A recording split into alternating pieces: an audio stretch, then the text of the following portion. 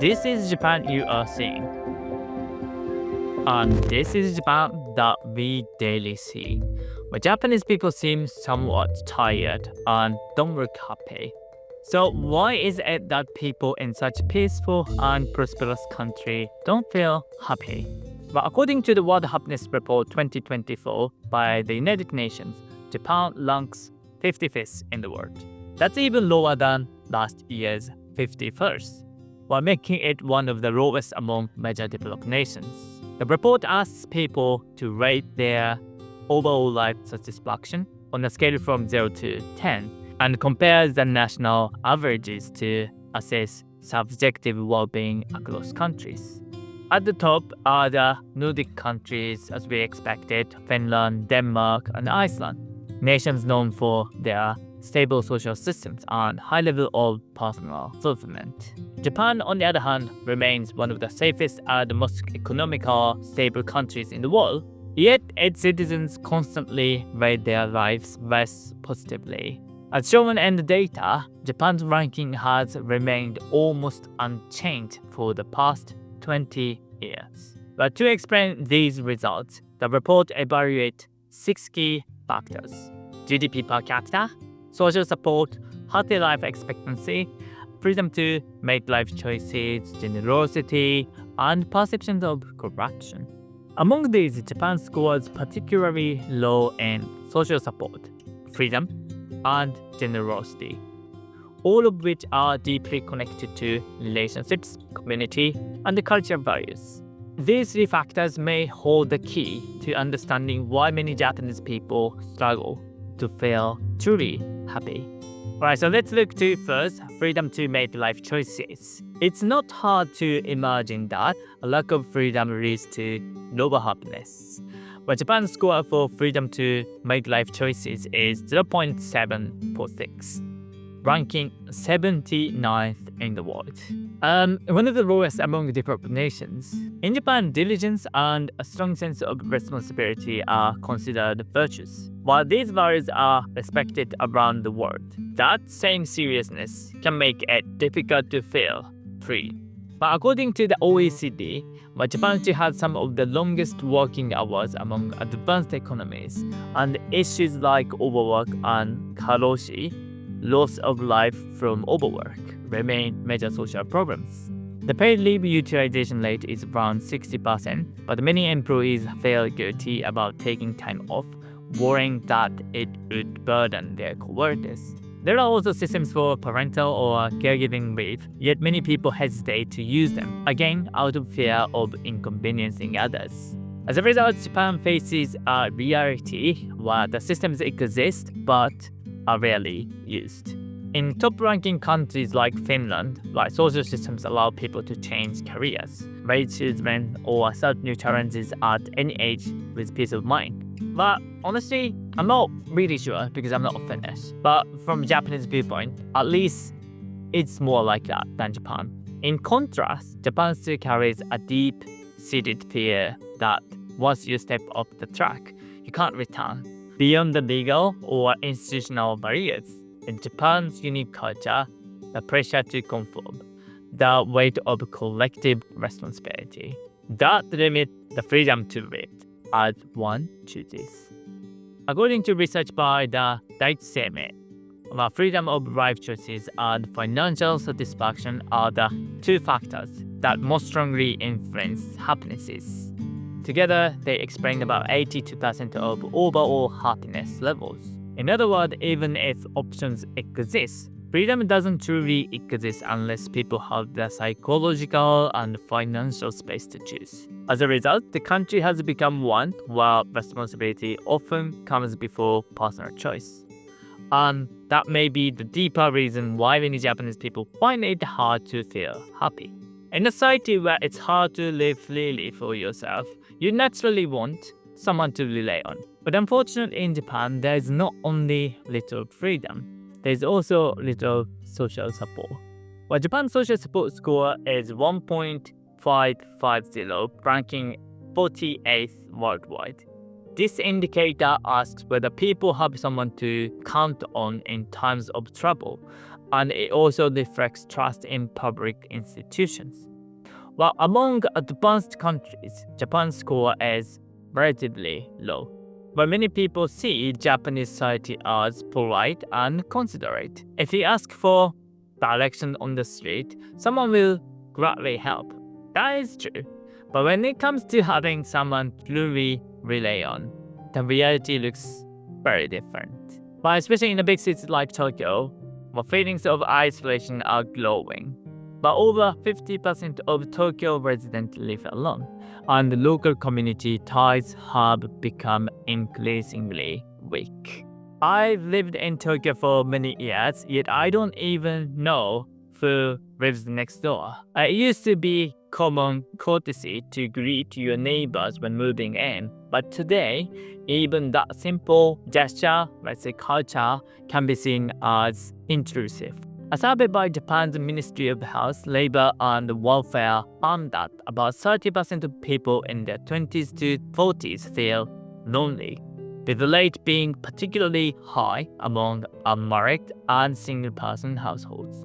In Japan, asking for help is often seen as causing trouble for others. In a culture that values endurance and personal responsibility, working hard alone is praised. But out of respect for others, many people think rather than bother someone, I will just endure it myself. This mindset suppresses the act of seeking support, even when help is needed. While trust in institutions is also low. But according to a Cabinet Office survey, the percentage of people who feel the government works for the people has been declining every year. But even if support systems exist, they are meaningless if people don't believe they can rely on them. But in contrast, many in the Nordic countries feel that their taxes are properly returned to the public, which builds stronger trust in government. But of course they take a lot and people there may have some complaint though. But in Japan, however, lack of transparency and growing distrust toward politicians weaken that sense of security. So while many Japanese are physically surrounded by people, psychologically they feel alone. But Japan is a society full of kindness, yet short on connection.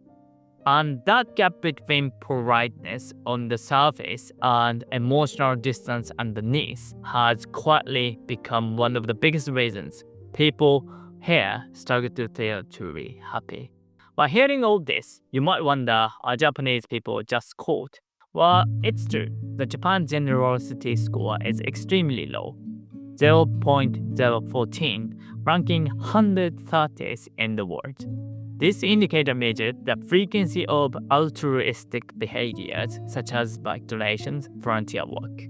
On the surface, the numbers suggest that Japanese people are indifferent to others. But in reality, the way kindness is expressed in Japan is simply different and deeply cultural. In Japan, kindness is valued most when it's silent and without expectation. Helping others quietly without drawing attention is seen as a virtue. But during disasters, people naturally help each other. Even in everyday life, small acts of consideration are deeply ingrained. By returning a lost wallet to the police, arranging dishes neatly at a restaurant to make cleanup easier. But these are viewed not as special favors, but as ordinary courtesy and moral behavior in Japan. This kind of quiet kindness rarely appears in statistics, unfortunately. The relatively weak culture of donation also affects Japan's low score. But in countries like the United States, donating is seen as an expression of belief or social contribution.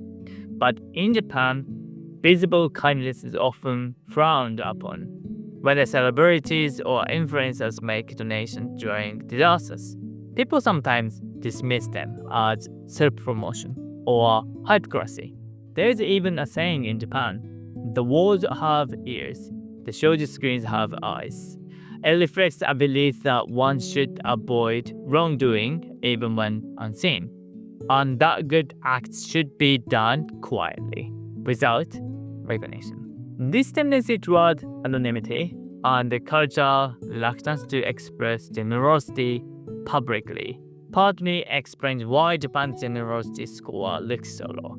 In other words, Japan's kindness often exists in places where it's hard to see, and for that reason, it's easily underestimated by global surveys. But this doesn't mean kindness is lacking.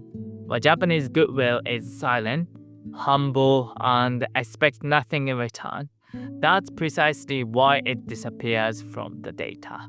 So by the numbers, Japan might seem like an unhappy country, but perhaps the real issue is that those numbers simply fail to capture what happiness means in Japan. In the Japanese culture, the idea of happiness is rooted in values that differ greatly from those in the West. While Western societies probably often link happiness to self-realization and personal freedom, while Japan's concept of happiness has traditionally been grounded in harmony, responsibility, and perseverance, values that prioritize the group over the individual. This difference is reflected in everyday behavior. In Japan, it's considered virtuous to read the room, to maintain harmony and avoid conflict. But that same virtue can also suppress individuality, as I told you, where people are taught to hide their true feelings for the sake of others. Well, there is a famous example in Japanese literature. Instead of saying, "I love you," a writer once expressed affection with the phrase, "The moon is beautiful tonight." But the idea that feelings should be felt, not decreed, is a uniquely Japanese form of emotional restraint. In the same way, saying "I'm happy aroused" can even feel uncomfortable, as if expressing joy too openly breaks the sense of humility. So even when people are happy, they rarely show it. They probably don't say it as well. Japan's happiness often exists quietly beneath the surface. Furthermore, Japan has long valued endurance and effort. There remains a deep belief that true happiness comes only after hardship. This mindset stems from the post-war and economic growth eras, when working tirelessly for the collective good was considered a virtue. But even today, many younger generations subconsciously inherit this mentality, torn between the desire to live freely and the duty not to inconvenience others. In the end, happiness in Japan is something quiet and inward. It doesn't always appear on the surface, and that doesn't mean unhappiness. It simply shows that the very definition of happiness differs across cultures. There is a Western idea of happiness, expressing yourself freely. And then there is the Japanese kind, happiness found in harmony and introspection. In the end, are Japanese people truly unhappy? The answer depends on how we look at life and what we compare it to.